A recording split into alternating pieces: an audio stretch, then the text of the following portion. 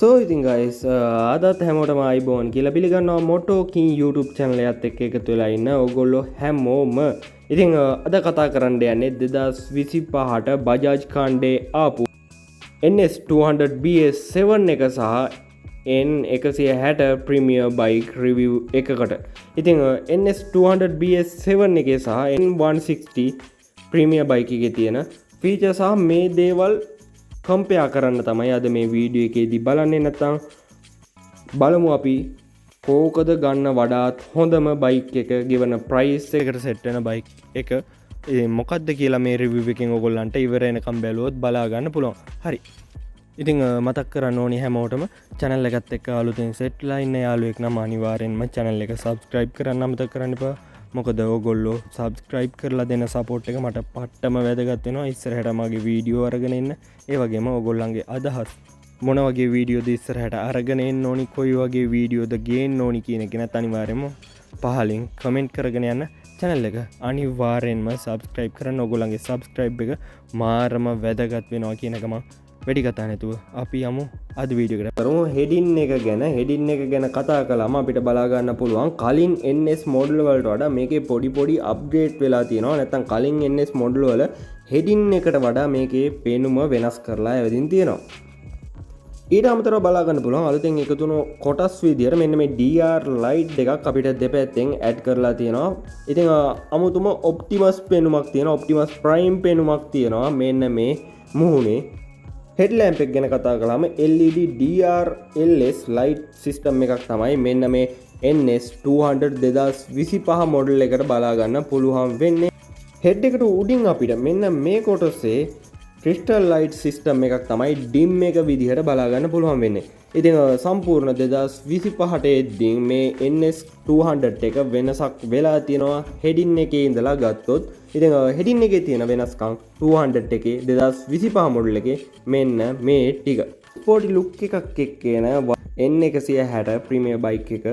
ඉතින් මේක අපිට වෙන මොඩල් එක කම්පෙයාර් කරලා බලන්න බෑ. මොකද මේකේ මොඩල් එක මේ මොඩල් එක විතරයි. පළවෙනි ලොට් එක තමයි මේ ලංකාවට ඇවිදින් තියෙන්නේ. N160 version දෙකක් ආවා. N160 normal N160 කියන version එක සහ N160 premier version එක.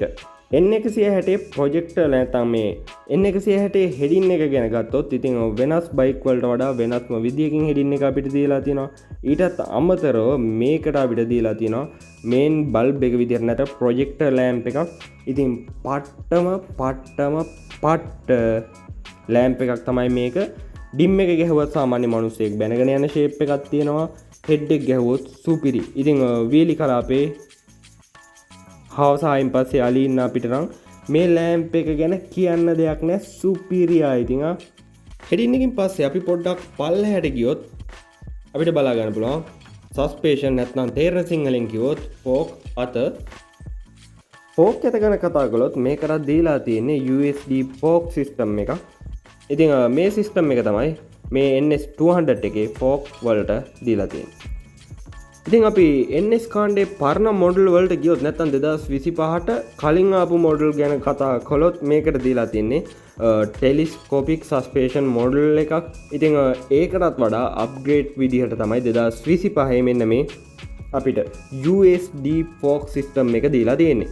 ඉතින් මෙන්න මේ USD ෆෝක් සිස්ටම් එක බලා ගන්න පුළුවන් KTM වගේ ලොකු බයික් මොඩල් වලත්. ඉතින් ඒ සිස්ටම් එකම දීලා තියෙනවා 200 එකට. හරි. දැන් අපි බැලුවොත් ෆෝක් අත එහෙමත් නැත්නම් N160 සස්පෙන්ෂන් ගැන කතා කළොත් ඉතින් කියන්න සතුටුයි අපිට N160 බයික් එකෙත් අප්ග්‍රේඩ් කරලා තියෙනවා සස්පෙන්ෂන් වලට USD විදිහට. ඉතින් USD කියන්නේ මොකක්ද කියලා ඔයගොල්ලන්ට අමුතුවෙන් කියන්න ඕනේ නෑ. මේට තප්පර කිහිපයකට කලින් USD කියන්නේ මොකක්ද කියලා දැනුවත් කළා. ඉතින් ඒ සිස්ටම් එකම N160 බයික් එකෙත් අපිට බලා ගන්න පුළුවන්. බ්‍රේක් ගැන කතා කළොත් ඉතින් බයික් එකේ සේෆ්ටි එකට නැත්නම් රයිඩර් සේෆ්ටි එකට අනිවාර්යයෙන්ම වැදගත් වෙන දෙයක් නේ බ්‍රේක් සිස්ටම් එක. ඉතින් මේ කට්ටිය 2025 මොඩල් එකට මිලිමීටර් 300ක විශාල ඩිස්ක් එකක් දීලා තියෙනවා සේෆ් රයිඩ් එකට සෙට් වෙන විදිහට. ඒ වගේම තමයි අපිට ඩුවල් channel ABS සිස්ටම් එකක් බලා ගන්න පුළුවන් පිටුපස සහ ඉදිරිපස රෝද වලට. මේක ඇත්තරම ගොඩක් වටින සහ වැදගත්ම පොයින්ට එකක්. ඉති කලින් එන්ස් කාණ්ඩය අපි හැඳුන්ුවේ ලංකාවේ අපි කිව්වේ ලංකාවේ අපි හැඳුන් වූයේ මරණයක් විදිර කාපාට එන්ස් එක කොමටත් ජනප්‍රියයි. එන්ස් කාණ්ඩයම් සම්පූර්ණම මරණයක් විදිර තමයි සැලකුවේ. මරණයක් නැත්තං නිවන්සුව මෙන්න මේ වගේ නම්වලින් තමයි හැඳුන්නේ. මේකට විශේෂ හේතුවත් තියෙනවා. ඇත්තරමෝ බයික් එක සුපිරි ස්පීඩ් එක සුපිරි හැමදේම සුපිරි. හැබැයි එක දෙයක් කැරෙන්ඩ බයික එක ස්පිඩ් එකින් බ්‍රේක් ගහපුගම අකුල්ලාගන කඩාගෙන බිඳගෙන යන සින්න එකක් තමයි එන්ස් කාණ්ඩේ තිබුණේ. මේක ප්‍රයෝගය ඇත්ත නැත්ත මොකද මාත් එන්ස් එකක් යම් කිසි කාලයක් පවිච්චි කරා මට ලැබුණු අත්දැකීම් එක් ඒක හරියටම හරි කියලා මමත් තේරුම් ගත්තා. අන්න එකට විසඳුමක් විදිහට 2025 අප්ග්‍රේඩ් එක ඇවිදින් තියෙනවා එන්ස් කාණ්ඩේ හැම එකක්ම නැත්නම් පල්ස කාණ්ඩේ හැම සාමාන්‍ය ගොඩක් බයික්වල ABS නැත්නම් ස්පීඩ් යන බයික්වල ස්පෝටි ලයින් එකේ තියෙන බයික්වලට ABS දීලා තියෙනවා. ඩුවල් ABS දීලා තියෙනවා. ඊට අමතරව මේ රිම් කප් එකේ ඉඳලා නැත්නම් රිම් සයිස් එකේ ඉඳලා රිම් ඩිස්ක් එකේ ඉඳලා මේ කට්ටිය ලොකු කරලා දීලා තියෙනවා. ඒ සේෆ්ටි එක නැත්නම් මේ ABS එකේ වැදගත්කම තියෙන්නේ අපිට සාමාන්‍ය ස්පීඩ් එකකින් ගිහින් බ්‍රේක් ගෑවුවට කඩාන බිඳගෙන ගිහින් හිටින්නේ නැහැ. ඉතින් මේක ක්‍රමානුකූලව තමයි නැත්නම් ලෙස්සලා යන ගතිය නැති කරන්න මේ කට්ටිය මෙන්න මේ සේෆ් රයිඩ් එකට දීලා තියෙනවා ABS බ්‍රේක් සිස්ටම් එක. ඒ නිසා ඉතින් කිසි දෙයකට බය වෙන්න එපා. කලින් වගේ NS කියන්නේ මරණයක් වෙන්නේ නැහැ. N160 version එකේ බ්‍රේක් ගැන කතා කළොත් කියන්න වෙනසක් නැහැ. පට්ට සතුටුයි. මේකටත් ABS ඩුවල් දීලා තියෙනවා. ගැම්මක් ඊටත් අමතරව ඩිස්ක් එක 300mm ෆ්‍රොන්ට් ඩිස්ක් එකක් සහ 230mm රියර් ඩිස්ක් එකක් අපිට දීලා තියෙනවා N160 version එකටත්. නැත්නම් මේ NS200 කාණ්ඩේ අපි මුලින්ම කතා කරා හෙඩින් එක ඊට පස්සේ පෝක් අත ඊට පස්සේ පල්ලෙහාට ගියාම බ්‍රේක් සිස්ටම් එක ගැන කතා කරලා දැන් පොඩ්ඩක් උඩට එනවා අපි තෙල් ටැංක් එක පැත්තට. ඉතින් ටැංක් එක අප්ග්‍රේඩ් එකක් කිසිම වෙනසක් වෙලා නැහැ. මේ කට්ටියගේ පරණ මොඩල් වල තියෙන ෂේප් එකමයි 2025ටත් එන්නේ. ඉතින් ඒකේ වෙනසක් වෙලා නැහැ. වෙනසක් වෙලා තියෙනවා නම් තියෙන්නේ මෙන්න මේ ස්ටිකර් සහ කලර් එක ටැංක් එකේ. NS200 2025 මොඩල් එකට එන්නේ 12 ලීටර් ටැංක් එකක්. ඒ කියන්නේ ලීටර් 12ක ටැංකියක් තමයි මේකට එන්නේ. සාමාන්‍ය මේ ලීටර් 12ක ටැංකියක් වුණාට මේකේ එන්ජින් එක ගැන කතා කරද්දී මේකට දීලා තියෙනවා තෙල් කාර්යක්ෂමතාවය වැඩි කරන්න F5 ටෙක්නොලොජි එක. මේ F5 කියන්නේ ෆියුල් ඉන්ජෙක්ෂන් ටෙක්නොලොජි එක දීලා තියෙනවා. ඉතින් මේ නිසාම තෙල් කාර්යක්ෂමතාව හොඳට කරනවා නැත්නම් තෙල් හොඳට කරනවා කියලා තමයි මේ කට්ටිය කියන්නේ. සාමාන්‍යයෙන් 1 ලීටර් වලින් නැත්නම් ලීටරයකින් කිලෝමීටර 45ත් 50ත් අතර ප්‍රමාණයක් මේ 200 එකේ දුවනවා කියලා කියනවා මෙන්න මේ බජාජ් කම්පැනි එක.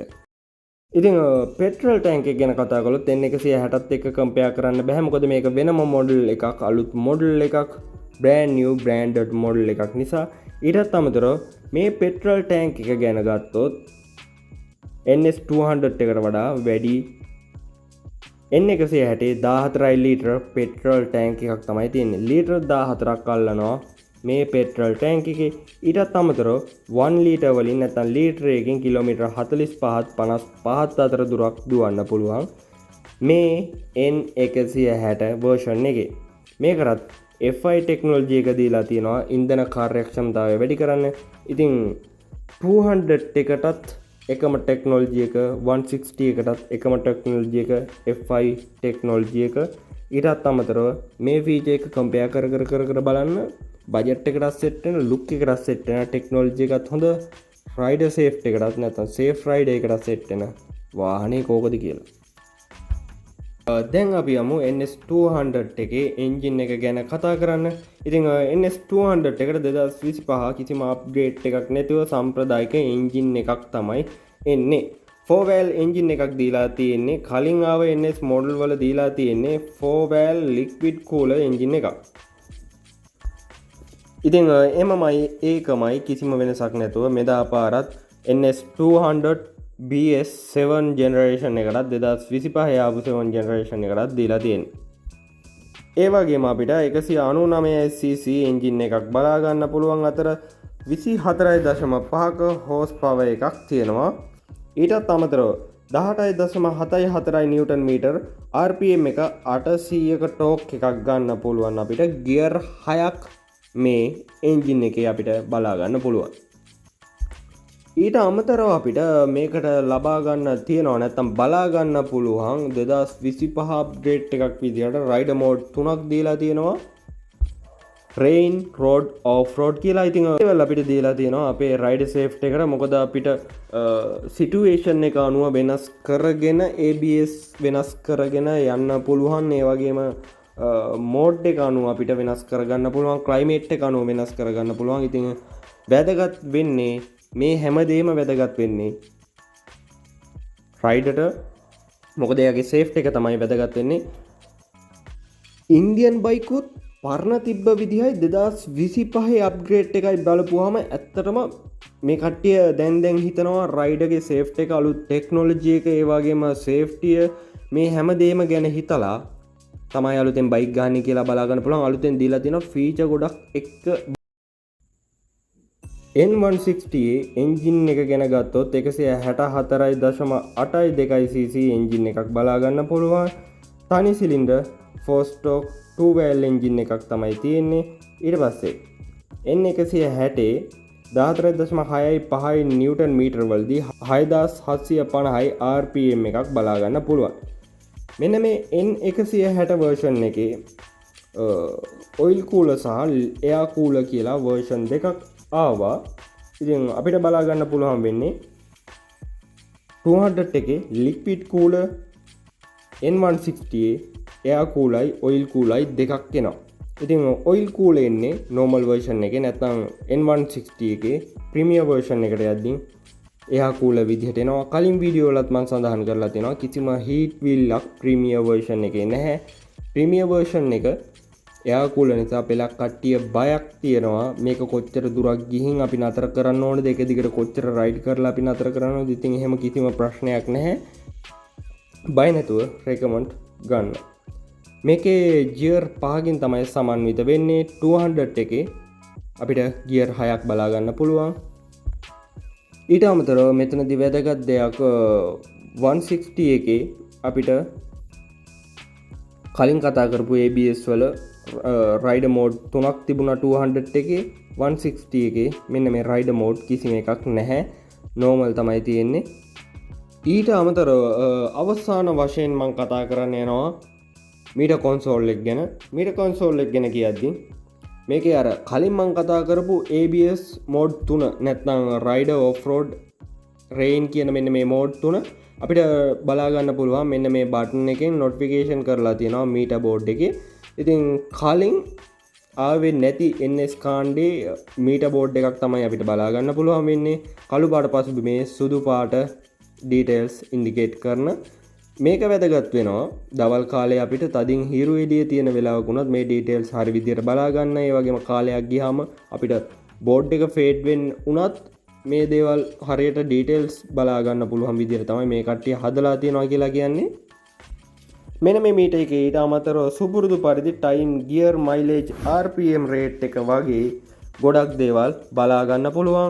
ඊටත් අමතරව මෙන්න මේ සයිඩ් එකෙන් තියෙන කහපාට අයිකන් දෙකෙන් ABS සිස්ටම් එක සහ එන්ජින් එකේ සිටුේෂන් එක, ඒ වගේම තමයි අපේ ලොකේෂන් එක, තෙල් ලීටර එකට කොච්චර කරනවද, මෙන්න මේ වගේ දේවල් පවා බලා ගන්න හැකියාව තියෙනවා. අපේ ෆෝන් එක Bluetooth කනෙක්ට් කරලා මේකට නැවිගේෂන් සිස්ටම් එක දාලා අපි යන ලොකේෂන් එකේ වගේම අපි කොතනින්ද හැරෙන්න ඕනේ මෙන්න මේ වගේ ගොඩක් විස්තර බලා ගන්න පුළුවන් මෙතනදී. ඊටත් අමතරව සුපුරුදු පරිදි හැම බයික් එකකින් වගේන මෙන්න මේ වම් අත පැත්තේ තියෙන නිව්ට්‍රල් ලයිට් ඉන්ඩිකේට් එක සහ බැටරි එක බලා ගන්න පුළුවන්. ඉතින් මේ තමයි NS200 BS විස්තරේ.